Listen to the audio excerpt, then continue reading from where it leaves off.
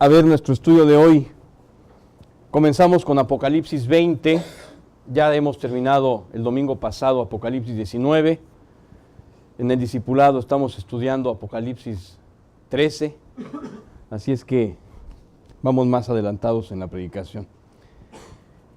Muy bien, pues vamos a, como vemos la foto no es muy alentadora, está hablando del día después del juicio. Este es el momento inmediato después del juicio. Por eso se titula este estudio El día del Señor. Esta es la primera parte, vamos a leer, Tom, si es tan amable, este pasaje. Apocalipsis 21. Vi entonces a un ángel que descendía del cielo con la llave del abismo y una gran cadena en su mano. Ok, en realidad este ángel está bajando para encarcelar a Satanás 1000 años. Este ángel está bajando.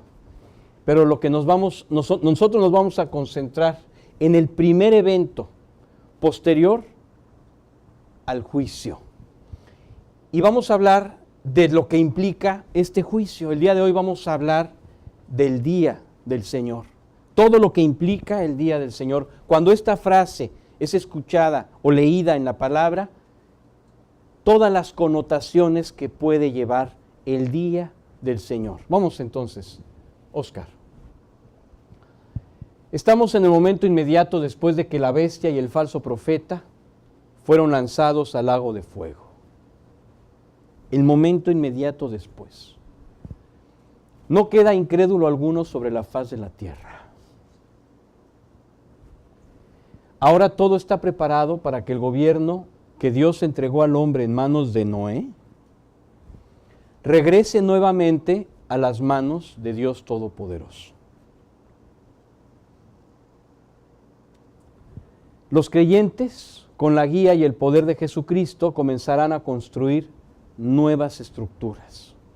O sea, que el mundo como lo conocemos, completito va a terminar. Esta estructura equivocada va a acabar. Oscar. Bien, aquí tenemos una imagen en donde se representa el arca de Noé. Solamente para remontarnos a ese tiempo usamos alguna referencia. Siguiente, Oscar. Tom. Génesis 9 del 1 al 3. Y Dios bendijo a Noé y a sus hijos y les dijo: sean fecundos y multiplíquense y llenen la tierra. El temor y el terror de ustedes estarán sobre todos los animales de la tierra, sobre todas las aves del cielo, en todo lo que se arrastra sobre el suelo y en todos los peces del mar. En su mano son todos entregados. Todo lo que se mueve y tiene vida les será para alimento. Todo lo doy a ustedes como les di la hierba verde. ¿Estás bien ahí? ¿No te da el aire? ¿No te da? Porque aquí hay un lugar, ¿no? Ah, ok. ¿Estás bien? Perfecto. Muy bien. Así es. Dios está entregando en las manos del hombre el cuidado de toda la tierra. ¿Qué hizo el hombre una vez que recibió este encargo, Oscar? Aquí estamos referenciando otra vez este momento en donde recibe Noé el encargo de Dios, le entrega la tierra a su cuidado, estaba todavía todo inundado por todas partes, pero bueno, ya había algunos lugares donde pisar. Oscar. Y esto es lo que sucedió después. Este es un mar lleno de sangre que representa la mentalidad asesina y perversa del ser humano. Todos estos imperios se forjaron en este mar de sangre. Babel,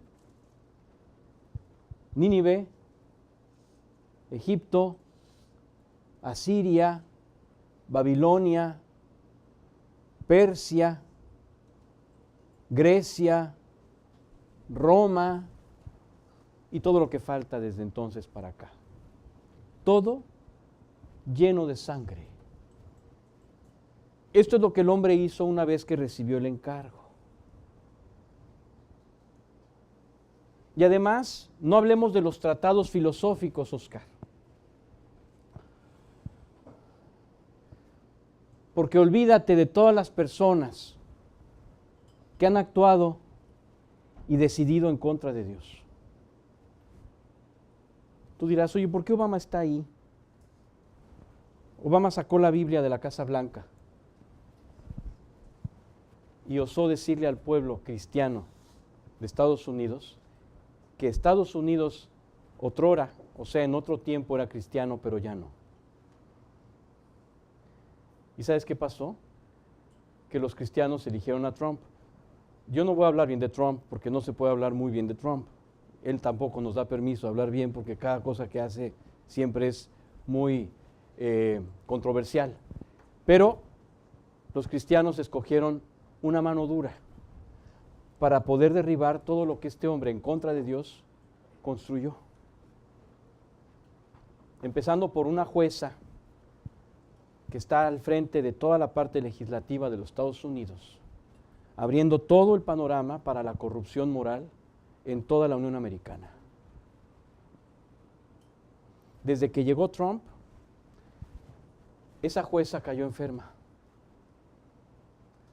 Ya regresó, para desgracia de toda la tierra, porque Estados Unidos hasta la fecha todavía tiene un resquicio de creyentes que han permanecido fieles al Evangelio. Así que todos estos, este hombre es un enemigo de Dios, nada más te lo digo. O sea, yo no te voy a decir que me cae mal, no me cae mal, es un tipazo. Obama es un tipazo, pero es un enemigo de Dios, es todo lo que quiero decir. Y todos estos hombres que están aquí son enemigos de Dios. Han sido enemigos de Dios Nimrod, Hitler, Stalin, Felipe González, Fidel Castro, Hitler, Robespierre, Alejandro Magno, Atila, Mao Zedong, Augusto César, Stalin, este hombre, se me va, no lo agarro. Es un oriental, No, es de Mongolia. Gengis Khan, ahí está, gracias. Muy bien, pues estos son nada más unos, ¿qué digo yo? Hombres icónicos, porque no están todos, no pueden estar todos. Tendríamos que poner un estudio de unas cuantos siglos para poder citar a todos. Muy bien, adelante. Tom. Apocalipsis 20:4. También vi tronos y se sentaron sobre ellos los que se les concedió autoridad para juzgar. Y vi las almas de los que habían sido decapitados por causa del testimonio de Jesús y de la palabra de Dios, y a los que no habían adorado a la bestia ni a su imagen, ni habían recibido la marca sobre su frente ni sobre su mano. Volvieron a la vida y reinaron con Cristo por 1000 años. Así es. Muy bien, pues este es el momento en el que Dios entrega el reino. Claro, Él va a reinar, pero más bien invita a participar en el reino a los creyentes. Y la diferencia va a ser abismal, Oscar. Tenemos una representación que es de acuerdo a lo que la Escritura nos ha mostrado, de lo que podría ser una visión del milenio, ¿no? Conviviendo con los animales pacíficamente, como lo describe el libro de Ezequiel. Exacto, como cuando Adán y Eva estaban allí, en el milenio. O sea, todo azul, todo verde, todo hermoso, el río de la vida que está por aquí, en fin. Este podría ser una buena imagen de lo que podría ser el milenio. Siguiente, Oscar. Así es que tenemos un contraste total y absoluto.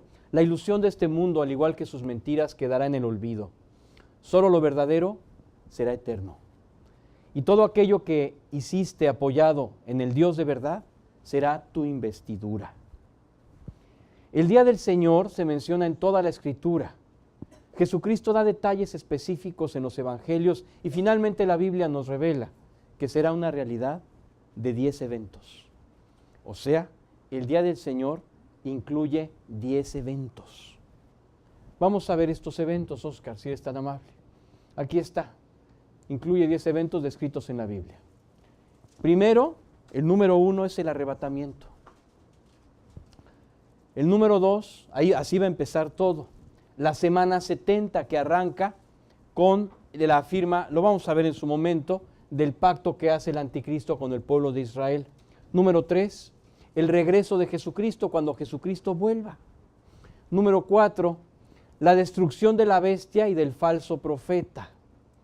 Número 5, el juicio de las naciones.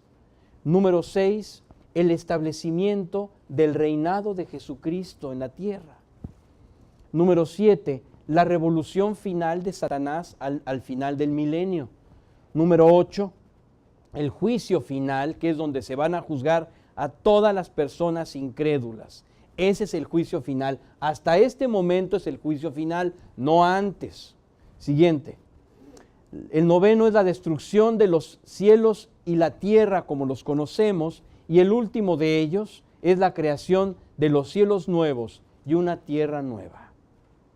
Estos son los 10 eventos descritos en la Biblia como el día del Señor.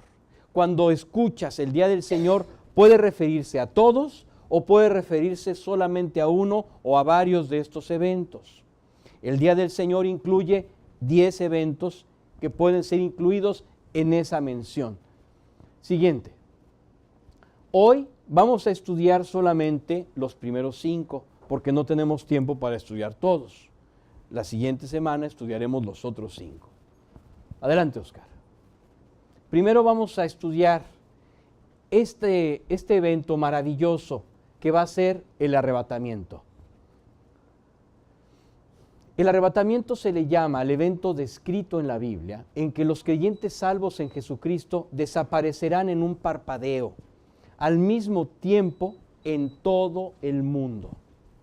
El Espíritu Santo que vino sobre los creyentes en aquel día de Pentecostés, en la era de los apóstoles, que ha dado testimonio de la verdad, que ha constituido y mantenido a la iglesia, que ha detenido la maldad y la corrupción en la tierra desde entonces, regresará a Dios nuevamente, llevando con él a todos los creyentes de esta dispensación de la gracia. O sea, el Espíritu Santo que vino en Pentecostés, con el arrebatamiento, se irá con los creyentes. Me dirás, oye Rodrigo, entonces, ¿qué va a pasar en la tierra? Ya te imaginarás. Todo lo que el hombre ha querido hacer y que le estorba el Espíritu para poder hacerlo, y no lo ha podido hacer, lo va a poder hacer entonces. Entonces ya te imaginarás la depravación sin límite. Siguiente. Vamos a leer, Tom, si eres tan amable, las referencias en los pasajes bíblicos. Lucas 17, 20 y del 34 al 36. Habiendo preguntado los fariseos a Jesús cuándo vendría el reino de Dios, él les respondió: el reino de Dios no viene con señales visibles. Les digo que en aquella noche 2 estarán en una cama, uno será tomado y el otro será dejado. 2 mujeres estarán moliendo en el mismo lugar, una será tomada y la otra será dejada. 2 estarán en el campo, uno será tomado y el otro será dejado. Quien habló del arrebatamiento primero fue Jesucristo. Siguiente. Así es, esta la habíamos visto ya, esta gráfica, la quise volver a poner porque es muy clara. En todo el mundo al mismo tiempo, de pronto, se va a desaparecer la gente que cree en Cristo.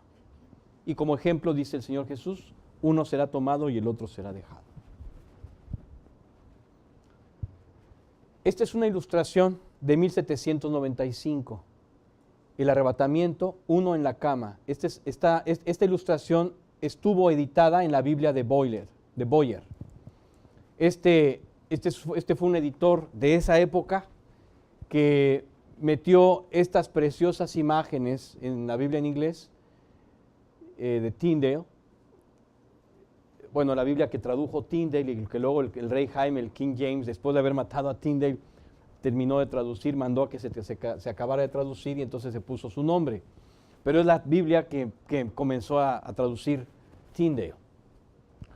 Y bueno, a esa Biblia le puso estas imágenes Boyer en 1795, y es curioso que narra el momento en el que dos están en la cama, uno será tomado, aquí está un ángel que viene por la persona y se lo va a llevar. Y aquí aparece este hombre diciendo, no te la lleves, ¿no? ¿A dónde vas? Y aquí está pasando lo mismo en todo el mundo, ¿no? Siguiente. Tenemos aquí otra, en donde es uno moliendo trigo, también la misma Biblia. Aquí hay una chica y otra mujer, y viene un ángel y se los lleva, y también ella, ¿a dónde vas? ¿No? Y finalmente esta, donde dos estarán en el campo y uno será tomado. Así es. Siguiente. Tom, vamos a leer este pasaje. Primera de los Corintios 15, 51 y 52. Así que les digo un misterio. No todos dormiremos, moriremos, pero todos seremos transformados en un momento, en un abrir y cerrar de ojos, a la trompeta final, pues la trompeta sonará y los muertos resucitarán incorruptibles y nosotros seremos transformados. Aquí Dios le revela a Pablo, y Pablo se lo escribe a los Corintios, detalles de ese arrebatamiento mencionado primero por Jesús. Y aquí los detalles es que será en un momento, en un abrir y cerrar de ojos, y a la final trompeta. Y entonces resucitarán incorruptibles y nosotros seremos transformados. Ahí es cuando los muertos en la dispensación de la gracia serán llevados a la presencia de Cristo. Siguiente. Tenemos estas imágenes que son referenciadas del arrebatamiento. Despair. The whole world watches in shock as millions of people disappear from the earth. Religious leaders, scholars, scientists are meeting to try to figure out what to do in this global phenomenon. They will be meeting later this week to discuss this further. What the hell? ¿Dónde fueron esas personas?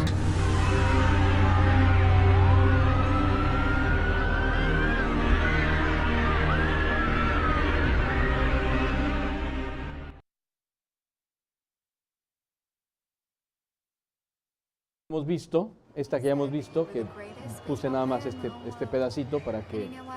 What? He's right.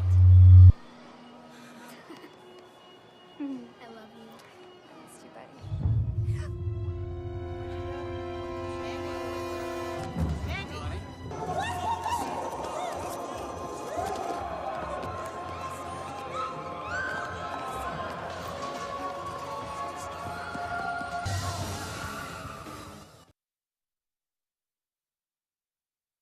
Hay varias versiones distintas sobre el arrebatamiento. Algunos tienen la idea de que la persona se va a llenar de luz y de pronto se va a como carbonizar, incluso con todo y ropa, y se va a quedar un montoncito de ceniza donde está él y un halo de luz se va a ir.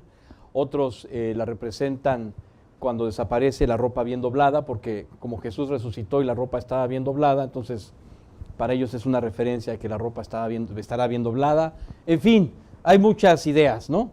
El punto es que de pronto los creyentes desaparecerán. Si nos toca a nosotros, desapareceremos. Si no nos toca, desaparecerán. Porque no sabemos el tiempo, no sabemos. Pablo pensaba que iba a ser en su tiempo. Y cada nación ha dicho en su momento, es que ahora sí. Y ya han pasado, cuando celebraban el año 1000, decían que ahora sí, ya todo está puesto. Y en el 2000 también, y con la caída de las torres también hubo arrebatitis. Pero ahora sí, ¿verdad? Así me dijo, tengo un amigo que así me dice. Ahora sí. El punto es que hay que esperarlo en todo momento. Tenemos que estar listos porque no sabemos la hora ni el día. Ah, pero eso no tiene nada que ver con el milenio, no. Es porque nacieron en el milenio y tienen las otras costumbres. Exacto, exacto. Habla de una característica social. Muy bien.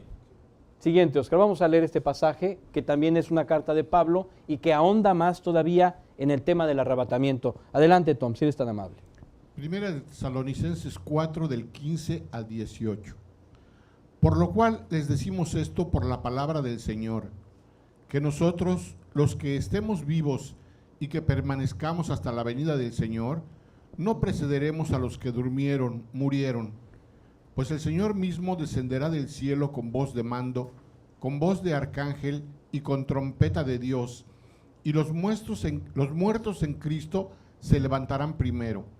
Entonces, nosotros, los que estemos vivos y que permanezcamos, seremos arrebatados juntamente con ellos en las nubes, al encuentro del Señor en el aire, y así estaremos con el Señor siempre. Por tanto, confórtense, aliéntense unos a otros con estas palabras. Bien, aquí tenemos más detalles todavía del arrebatamiento. Habla de que el Señor mismo descenderá del cielo con voz de mando, voz de arcángel y con trompeta de Dios. Habla de que los muertos en Cristo primero serán levantados, entonces nosotros los que estemos vivos y que permanezcamos seremos arrebatados juntamente con ellos en las nubes al encuentro del Señor en el aire. Esta no es la segunda venida del Señor. Muchos se equivocan porque piensan que el arrebatamiento es la segunda venida de Cristo. No, el arrebatamiento no es la segunda venida de Cristo. Aquí Cristo no desciende hasta la tierra, lo encontramos en las nubes.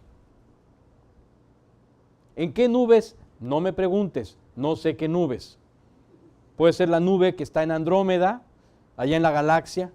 Puede ser las nubes de, no sé, no tenemos idea, no se especifica qué nubes, pero ahí encontraremos al Señor en las nubes. O la generación que sea del arrebatamiento encontrará allá al Señor en las nubes.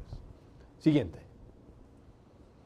Bien, vamos a ver ahora la semana 70.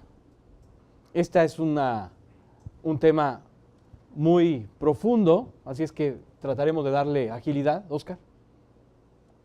La semana 70 es la última de las semanas de años profetizadas por Dios al profeta Daniel para poner fin a la transgresión y ungir al Santo de los Santos. El ángel explica a Daniel que el Mesías se presentará en la semana 69 y después le será quitada la vida. Entonces vendrá el tiempo de los gentiles, que terminará cuando inicie la semana 70 con la firma del pacto santo. Estos últimos 7 años profetizados como la semana 70 iniciarán con el pacto santo y terminarán con la manifestación gloriosa. Veo varias caras como así. Pero no se preocupen, hay una gráfica. Entonces vamos a leer el pasaje descrito en el libro de Daniel. Adelante. Daniel 9:24.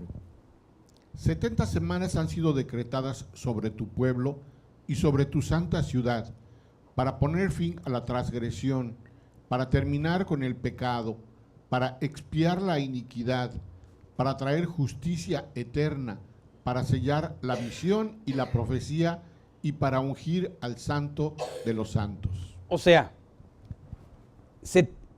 después de 70 semanas, el santo de los santos será el rey. Ah, ok, 70 semanas de años, se entendía perfectamente en el calendario y en la tradición judía, se entendía perfectamente que se estaba refiriendo a 70 semanas de años. En la ley de Moisés, en el libro del Éxodo, aparece esta figura de las semanas de años y entonces todos los judíos entendían esta profecía en este sentido. Entonces, cuando se habla de semanas, ahora te voy a decir que semana, la palabra semana, viene del latín semana, que significa 7 cosas, 7 algo. Nosotros lo hemos usado tradicionalmente como 7 días. pero no siempre significa 7 días. Es como una docena, una decena, una semana. ¿Ya me entienden? Entonces, cuando se habla de semanas, de años, o sea, se entiende el pasaje. Si tú vas al hebreo, inmediatamente entiendes que se trata de semanas, de años. Y también la misma Biblia referencia esto en el libro del Éxodo. Siguiente. Vamos a seguir leyendo la profecía de Daniel. Daniel 9 del 25 al 27. Perdón, nada más para explicar que aquí vamos a adentrarnos en las 70 semanas. Pero te voy a explicar cómo se van a llevar a cabo las 70 semanas. Adelante. Has de saber y entender que desde la salida de la orden para restaurar y reconstruir a Jerusalén hasta el Mesías príncipe, habrá 7 semanas y 62 semanas. Volverá a ser edificada con plaza y foso, pero en tiempos de angustia. Después de las 62 semanas, el Mesías será muerto y no tendrá nada, y el pueblo del príncipe que ha de venir destruirá la ciudad y el santuario. Su fin vendrá con inundación. Aún hasta el fin habrá guerra. Las desolaciones están determinadas. Y por otra semana él hará un pacto firme con muchos, pero a la mitad de la semana pondrá fin al sacrificio y a la ofrenda de cereal. Sobre el ala de abominaciones vendrá el desolador, hasta que una destrucción completa, la que está decretada, sea derramada sobre el desolador. Esto lo tenemos en una gráfica para mejor comprensión. Aquí está la gráfica, esta la hemos puesto ya en otras ocasiones. Tenemos aquí la orden para restaurar Jerusalén, el decreto, está en el libro de Nehemías, capítulo 2, ahí está la fecha, el año 20 de Artajerjes, con el rey Artajerjes, y ahí comienza el tiempo de la profecía de las 70 semanas. Todos estos eventos tienen lugar, aquí vienen las 7 semanas de angustiosa construcción, habrá 7 semanas y 62 semanas. Esas 7 semanas son las 7 semanas de angustiosa construcción del templo, de la plaza y de la ciudad. Después viene el imperio de Alejandro, que destruye al imperio persa. El imperio persa ya había conquistado a Nabucodonosor y se había instaurado, de hecho es persa el rey que le da permiso y el decreto a Nehemías para ir a avisar al pueblo que tenían autorización de construir o de continuar construyendo.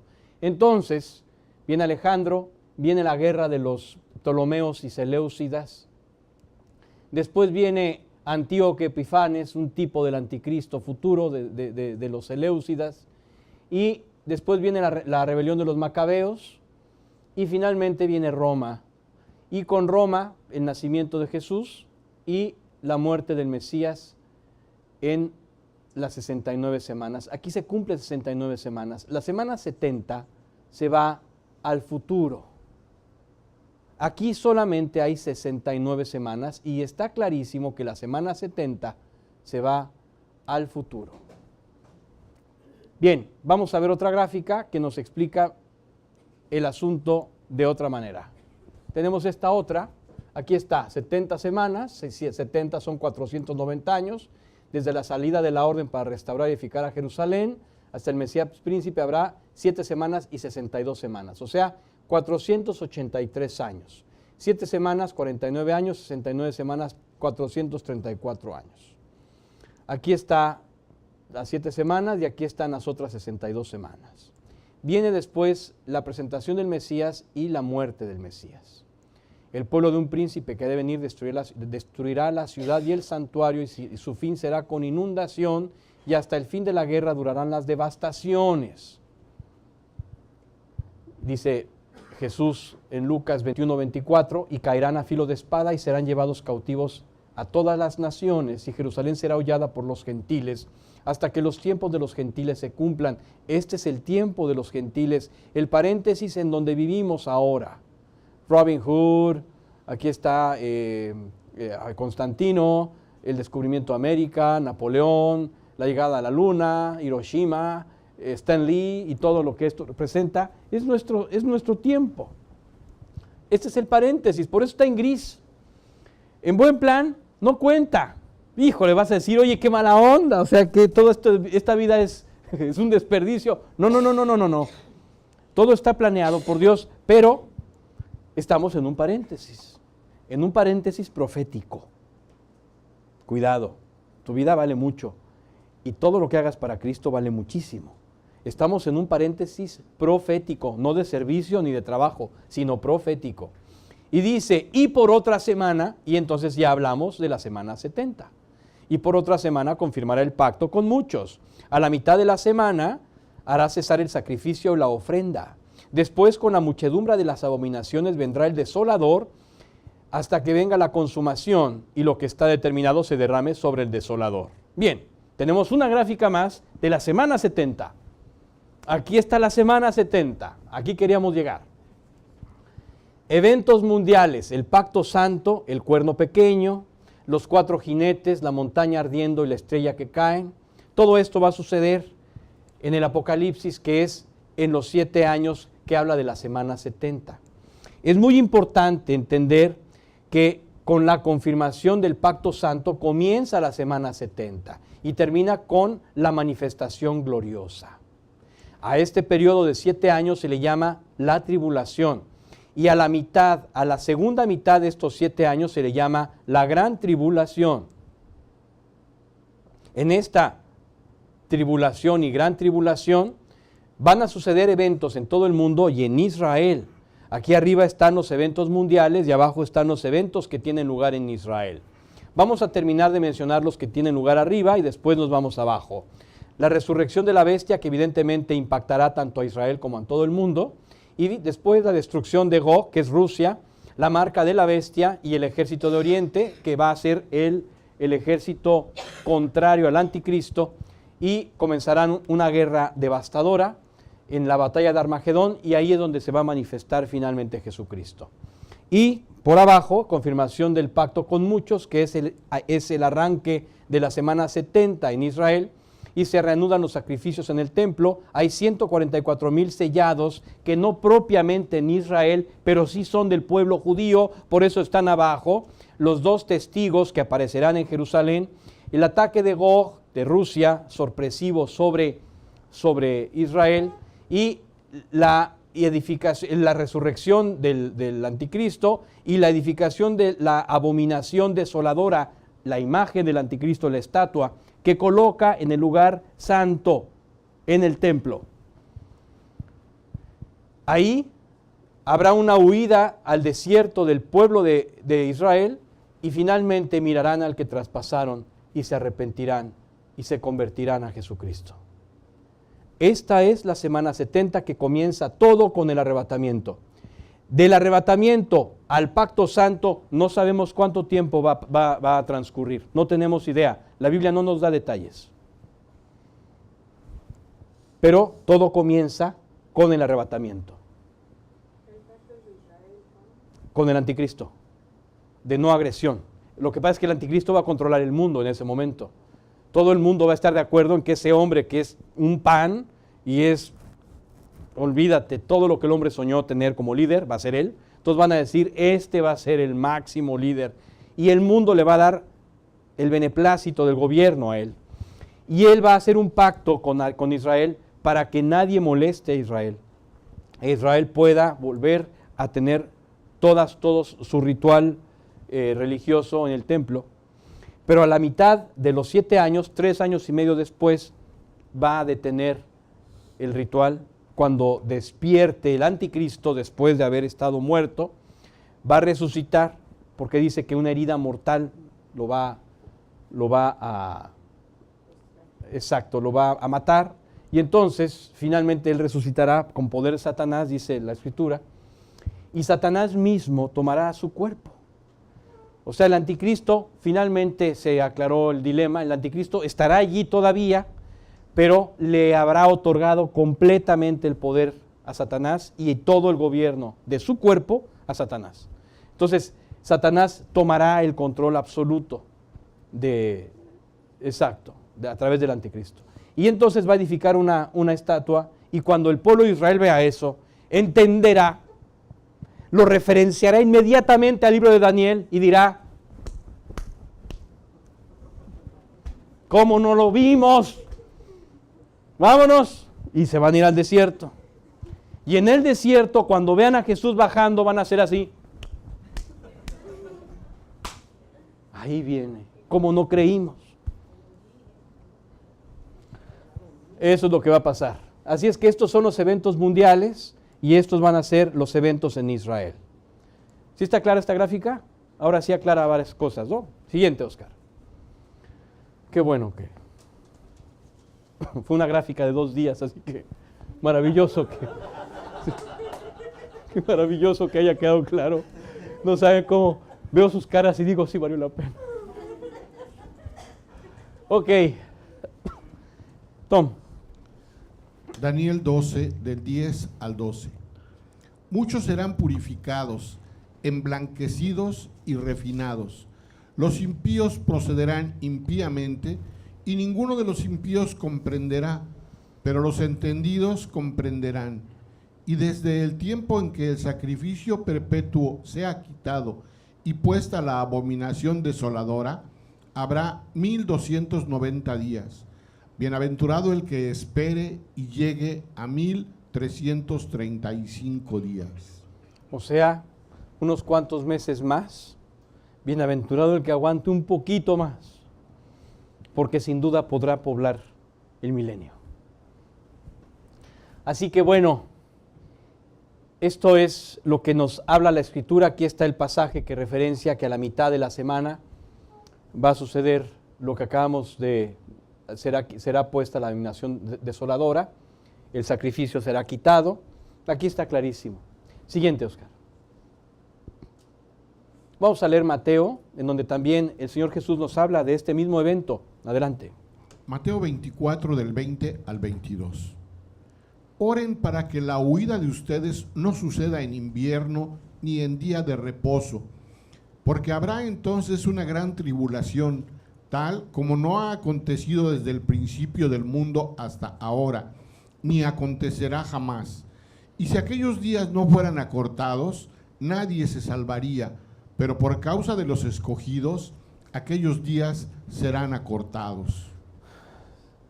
Así es. El hombre va a planear destruir la tierra para poder destruir a su enemigo. Y ahí va a ser cuando baje Jesucristo. Justo cuando el hombre planee aventar todas las bombas, ya no me importa nada, ahora tú te mueres, ¿no? Así como cuando hay peleas en la calle, en el tránsito, por el tránsito, ¿no? Igualito. Ya no importa cómo dejes el carro, no importa. El caso es que el otro sufra, ¿no? La locura del ser humano. Siguiente. Tom. Mateo 24, 15 y 16. Por tanto, cuando ustedes vean la abominación desoladora de que se habló por medio del profeta Daniel, colocada en el lugar santo, y el que lea entienda, entonces los que estén en Judea huyan a los montes. Aquí está clarísimo. Siguiente. Bien, Oscar. Tom. Mateo 24, del 20 al 22. Oren para que la huida de ustedes no suceda en invierno ni en día de reposo, porque habrá entonces una gran tribulación, tal como no ha acontecido desde el principio del mundo hasta ahora, ni acontecerá jamás. Y si aquellos días no fueran acortados, nadie se salvaría, pero por causa de los escogidos, aquellos días serán acortados. Aquí es donde el Señor Jesús la titula la gran tribulación, a esa segunda mitad. Por eso es que la llamamos la gran tribulación. Así Él la llamó. Siguiente. Bien, el regreso de Jesucristo. Adelante. La primera ocasión que Cristo vino a la tierra lo hizo para lograr la salvación de millones de personas. Para ello dio testimonio de ser Dios mismo, el Mesías prometido en la Escritura, de llevar una vida sin pecado, de fungir como nuestro sustituto del pago por nuestros pecados delante de Dios y de haber alcanzado nuestra justificación con su resurrección. También formó a 12 apóstoles como pilares para levantar, con la injerencia del Espíritu Santo, un nuevo pueblo llamado la Iglesia, a través del cual ha sido predicado y creído por todo el mundo. A este nuevo pueblo le dio un estatuto de leyes basadas en el amor y en la misericordia, con la promesa de que volvería para reinar y recibir las cuentas de la misión de cada uno. Tú tienes una misión y le vas a dar cuentas a Él. No nos vamos a dar cuentas unos a otros, no, le vamos a dar cuentas a Él. Siguiente. Tom. Mateo 24, 29 y 30. Pero inmediatamente después de la tribulación de esos días, el sol se oscurecerá, la luna no dará su luz, las estrellas caerán del cielo y las potencias de los cielos serán sacudidas. Entonces aparecerá en el cielo la señal del Hijo del Hombre, y todas las tribus de la tierra harán duelo, y verán al Hijo del Hombre que viene sobre las nubes del cielo con poder y gran gloria. Siguiente, Oscar. Esto es muy importante. Vamos a ver esta parábola que va a hablar a tu vida el día de hoy. Mateo 25 del 14 al 18. Porque el reino de los cielos es como un hombre que al emprender un viaje llamó a sus siervos y les encomendó sus bienes, y a uno le dio 5 talentos, 108 kilos de plata, a otro 2 y a otro 1, a cada uno conforme a su capacidad, y se fue de viaje. El que había recibido los 5 talentos, enseguida fue y negoció con ellos, y ganó otros 5 talentos. Asimismo, el que había recibido 2 talentos, 43.2 kilos, ganó otros 2. Pero el que había recibido 1 fue y cavó en la tierra y escondió el dinero de su señor. Siguiente. Tom. Mateo 25 del 19 al 23. Después de mucho tiempo vino el señor de aquellos siervos y arregló cuentas con ellos. Y llegando el que había recibido los 5 talentos, trajo otros 5 talentos diciendo: Señor, usted me entregó 5 talentos, mire, he ganado otros 5 talentos. Su señor le dijo: Bien, siervo bueno y fiel, en lo poco fuiste fiel, sobre mucho te pondré, entra en el gozo de tu señor. Llegando también el de los 2 talentos, dijo: Señor, usted me entregó 2 talentos, mire, he ganado otros 2 talentos. Su señor le dijo: Bien, siervo bueno y fiel, en lo poco fuiste fiel, sobre mucho te pondré, entra en el gozo de tu señor. Y por último, Mateo 25 del 24 al 28. Pero llegando también el que había recibido un talento, 21.6 kilos, dijo: Señor, yo sabía que usted es un hombre duro, que ciega donde no sembró y recoge donde no ha esparcido, y tuve miedo, y fui y escondí su talento en la tierra. Mire, aquí tiene lo que es suyo. Pero su señor le dijo: Siervo malo y perezoso, ¿sabías que ciego donde no sembré y que recojo donde no esparcí? Debías entonces haber puesto mi dinero en el banco, y al llegar yo hubiera recibido mi dinero con intereses. Por tanto, quítenle el talento y dénselo al que tiene los 10 talentos, 216 kilos de plata. así es. Dios te va a pedir cuentas de la revelación que te ha dado y del compromiso que tú sabes delante de Él que tienes en la misión personal que has recibido de Él. ¿Cuál es esa misión? Pues mira, por lo pronto son 2. Que ames a tu prójimo como a ti mismo y que prediques el Evangelio a toda criatura. Por lo pronto. Ya habrá cosas más personales que Dios sin duda trata con cada uno de nosotros, pero por lo pronto son estos 2 llamados. Oscar. Tom. Mateo 25, 29 y 30. Porque a todo el que tiene, más se le dará y tendrá en abundancia. Pero al que no tiene, aún lo que tiene se le quitará. Y al siervo inútil, échenlo en las tinieblas de afuera. Allí será el llanto y el crujir de dientes. Así es. Si tú tienes un talento, significa, si tienes la noción de la salvación y de la vida eterna, Dios te acaba de entregar una llave. Si tú esa llave, y esa llave tiene un objetivo, que esa llave tú la lleves a otros para abrir su corazón. Pero si tú guardas la llave y no haces la encomienda que se te señaló, solamente manifiestas que nunca recibiste esa llave de Él. Los creyentes se saben creyentes por el cargo que tienen. Una, de agradar y servir a Dios. Dos, del pecado que los asedia. Y tres, de compartir el Evangelio a otras criaturas, a otras personas. Pero cuando no tienes estos tres, evidentemente no eres salvo. Por eso ese siervo inútil que cree haber tenido una llave y que él entendió que se le dio, pero que en verdad no se convirtió porque nunca hubo un cargo, échenlo en las tinieblas, donde será el lloro y el crujir de dientes. La gente se dará cuenta que la salvación es en serio, no es una broma. Hay gente que cree que por su religión se va a salvar. La salvación en Cristo es en serio. Si no te conviertes, vas a ir al infierno. Y este es un ejemplo claro. ¿Cómo se manifiesta la salvación? Ganando almas, cuidando tu vida, agradando a Dios en todo, leyendo su palabra, orando por otros, intercediendo, perdonando, no juzgando.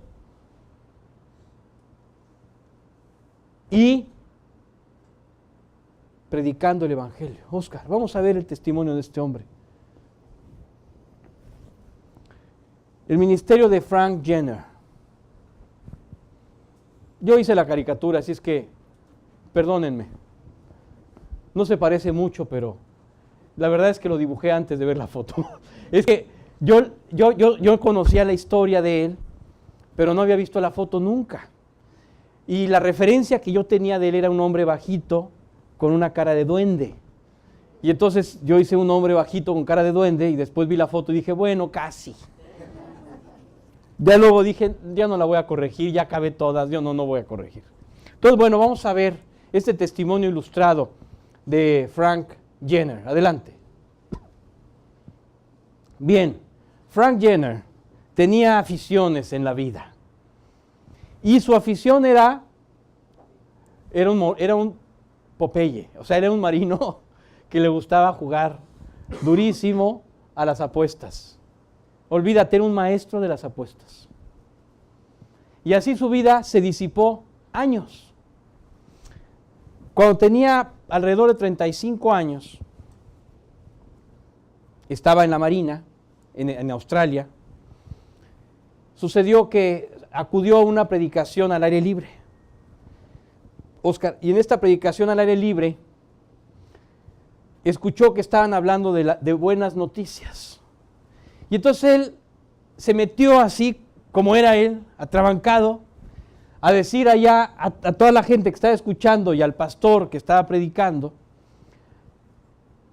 si ustedes escuchan mis buenas noticias, yo escucharé sus buenas noticias.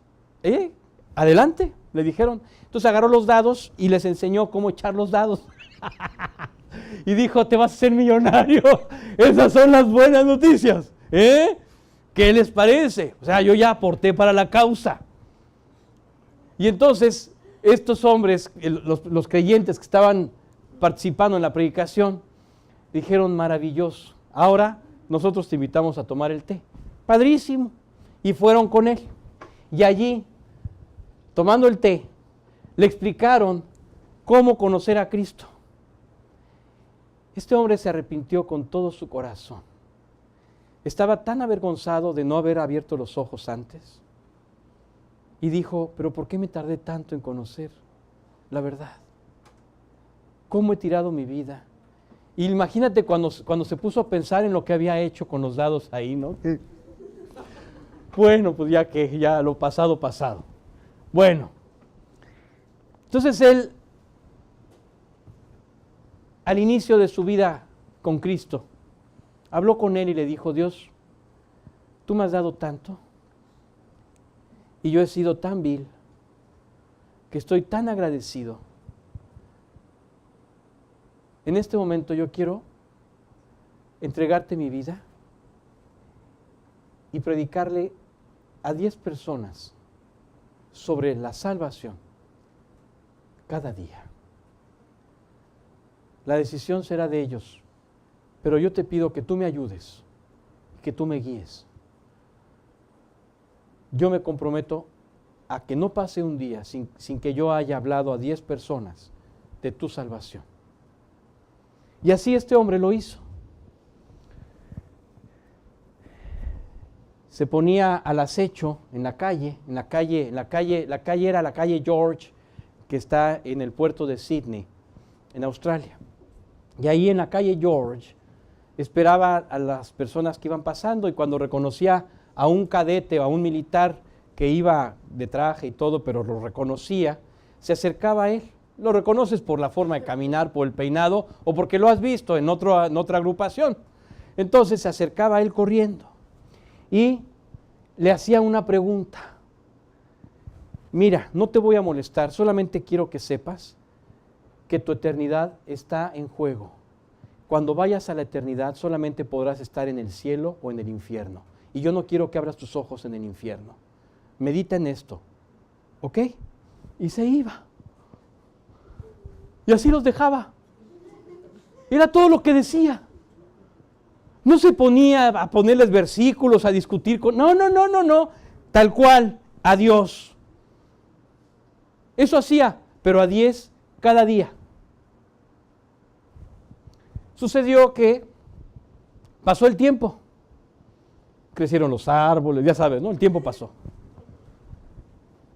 El tiempo pasó y después de que el tiempo pasó, 10 personas diariamente por 28 años que hizo esto, casi llegaron a 100,000 personas, las personas a las que él impactó con este breve mensaje.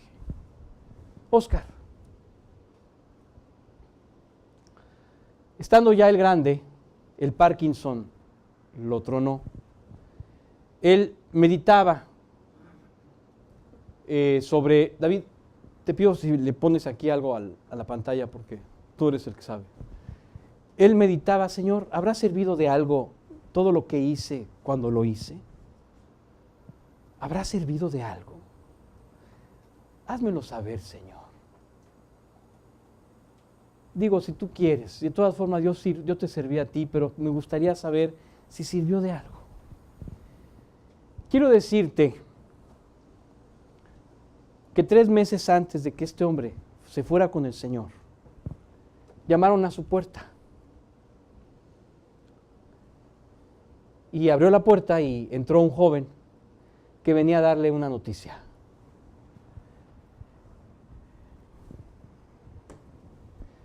Vengo de una agrupación cristiana, Oscar. Me mandaron a buscarle. En una convención internacional cristiana en 1977 se pudo constatar que cientos de creyentes buscaron la salvación de Jesucristo después del mensaje de Frank Jenner. Así es. Se calcula que más de 20 pastores con muchas almas detrás fueron impactados y posteriormente convertidos a Cristo por el breve mensaje de Frank Jenner. Sucedía que en la misma agrupación, cuando uno estaba compartiendo su testimonio, otro levantaba la mano y decía, yo también me convertí por eso. Y entonces otro por allá dijo lo mismo. Y en otra agrupación fueron a llevar esta coincidencia, y ahí otras personas levantaban la mano diciendo lo mismo. Y al final, por lo menos 20 pastores con muchísimas almas detrás fueron alcanzados por el breve mensaje de este hombre. Oscar. Bien, vamos a ver el último tema, la destrucción, bueno, es casi el último tema, la destrucción de la bestia y el falso profeta. En realidad, más allá de la destrucción de estos dos hombres, se refiere a la destrucción de todo lo que ambos representan. El falso profeta es el símbolo de la mentira religiosa que tanto daño hizo desde Caín, y el anticristo es el representante del humanismo sin Dios que comenzó a expresarse en la Torre de Babel. Siguiente, Oscar. Así es, vamos a ver los pasajes que nos hablan de esto. Tom.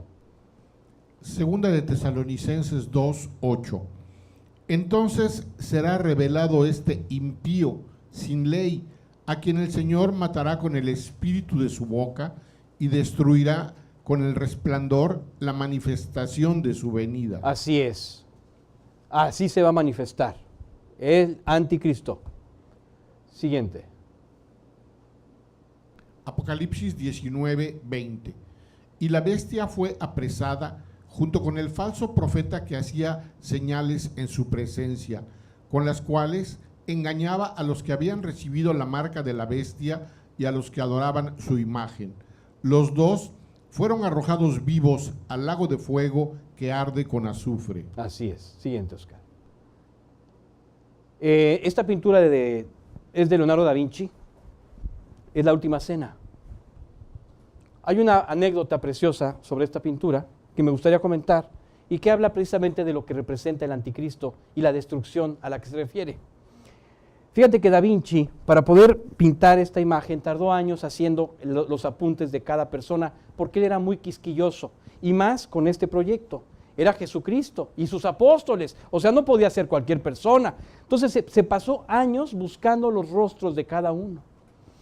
Entonces, cuando encontró a Jesús, no lo podía creer, encontró el rostro perfecto de Jesús. Él, nada más como referencia, Oscar, hacía, bueno, esta es la pintura restaurada. Vamos a ver, hazle para atrás.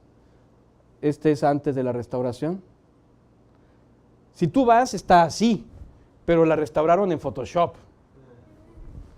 Y esa es la pintura restaurada en Photoshop, como debió haber sido al inicio, ¿no? Así estaba la pintura, muy nice, ¿no? Ya, nueva, exacto, se ve nueva. Siguiente, Oscar. Muy bien, este hombre hizo el apunte de cada uno de los personajes que iban a ser. ¿Y sabes qué hizo? Se puso a estudiar a cada discípulo y sobre eso hacía apuntes para poder buscar a la persona físicamente idónea, Oscar. Y así ellos pedían a las personas que fueran a su estudio a posar, y ahí los dibujaban posando en el estudio.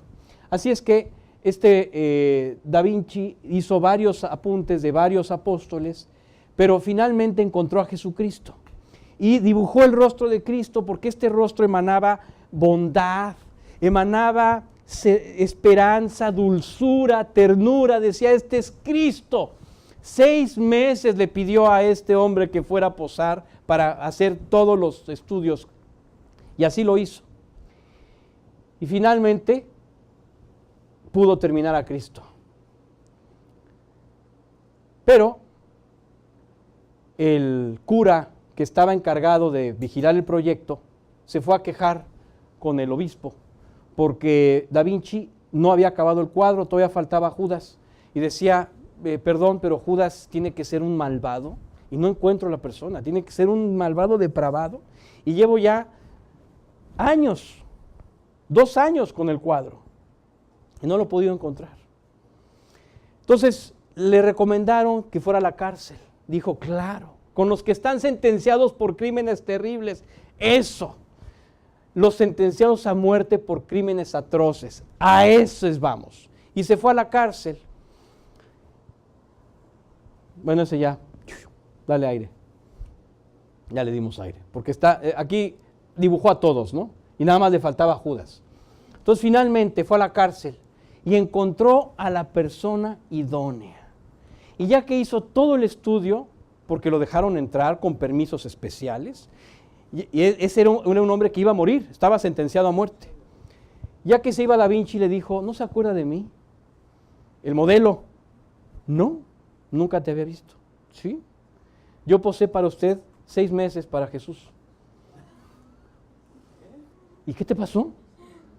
Pues me desvié, me fui por un camino equivocado y mire. Así es que, Oscar, en esta pintura, Jesús y Judas son la misma persona.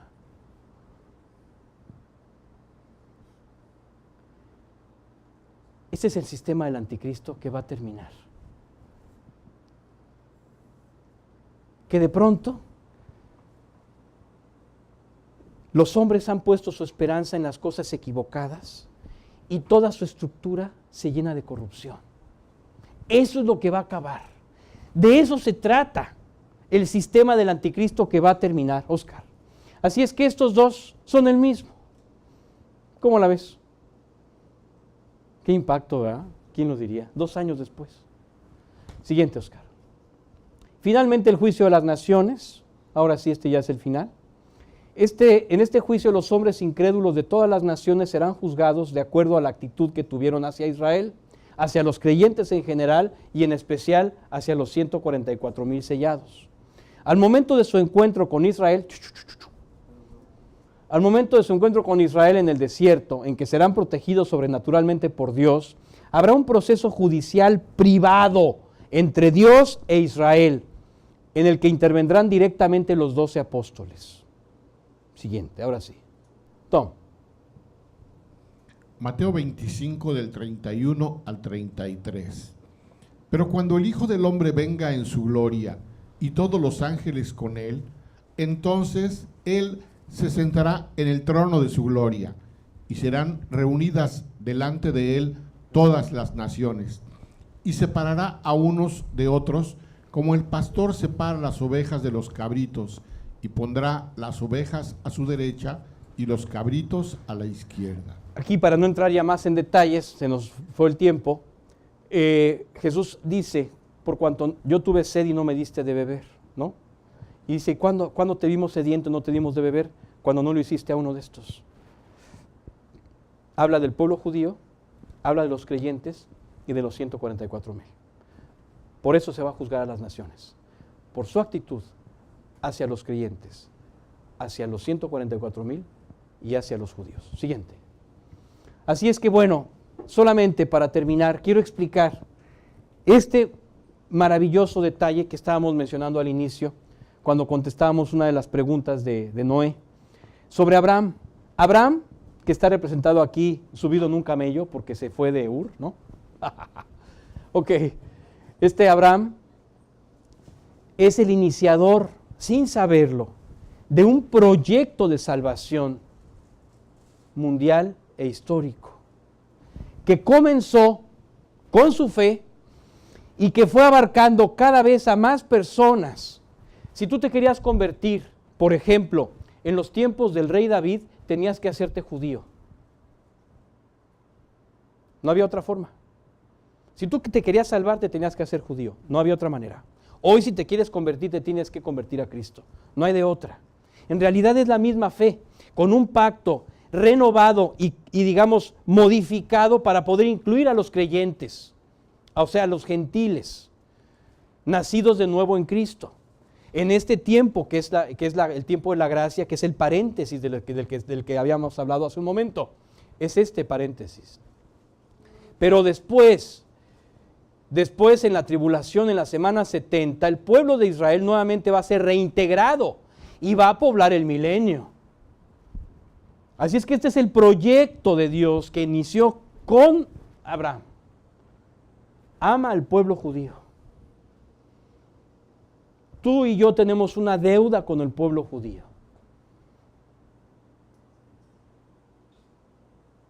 No puede haber más que un reconocimiento, porque son los hermanos mayores, duélale a quien le duela. Son el pueblo escogido de Dios. Así es que definitivamente hay que amar al pueblo judío. No quiere decir que que escuches todas las cosas que los judíos en este momento de ceguera espiritual dicen, porque están verdaderamente ciegos. No, que lo ames, que ores por él y que lo bendigas. Porque de ahí viene la salvación.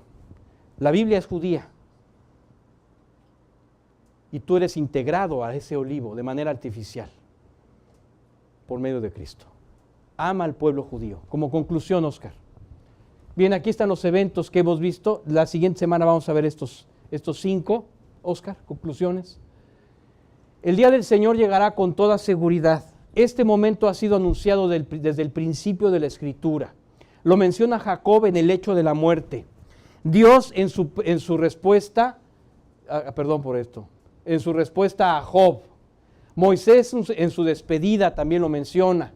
Dios a David y a su hijo Salomón. Los profetas Abdías, Joel, Amós, Oseas, Miqueas, Isaías, Sofonías, Habacuc, Ezequiel, Jeremías, Daniel, Ageo, Zacarías y Malaquías también lo mencionan. Jesús menciona también este día en los 4 evangelios, así como Santiago, Judas, Pedro, Pablo, Lucas y Juan en sus diversas cartas y escritos. ¿Lo crees? Tú podrás decir que sí lo crees, Oscar. Si tienes en tu corazón algo contra alguien, no lo crees. Si no vives en su palabra y en oración, no lo crees. Si no tienes un verdadero cargo por las almas, con todo respeto, no lo crees. Hay que hacer un análisis. O sea, no se trata de que salgas aquí chamuscado, no. Se trata de que salgas bendecido. O sea, haz un análisis y si hay algo aquí que en realidad Dios te está diciendo, tú tienes que arreglar esto. Arreglarlo con Él. Recuerda que a Él le vas a dar cuentas, a ninguno de los que estamos aquí. A Él le vas a dar cuentas. Bien, Oscar. ¿Alguna pregunta? Bien, vamos a Moody en el siglo XIX. Adelante. Hay un hombre en la cárcel. Hace 5 años que está. Pregúntale qué es lo que hace que su encarcelamiento sea tan terrible. Pregúntale si son las gruesas paredes o las puertas de hierro. Pregúntale si son los trabajos forzados. Te responderá que no. Te dirá que lo que hace que la cárcel sea tan terrible es la memoria, los recuerdos. Y creo que si bajáramos al infierno, encontraríamos que lo que allí es más terrible son los recuerdos que tienen las almas perdidas, que una vez escucharon el Evangelio, que tuvieron la oportunidad de ser salvas y que rechazaron a Cristo. Así es. Pues muy bien, vamos a dar gracias. Vamos a orar. Nico, por favor, allá atrás.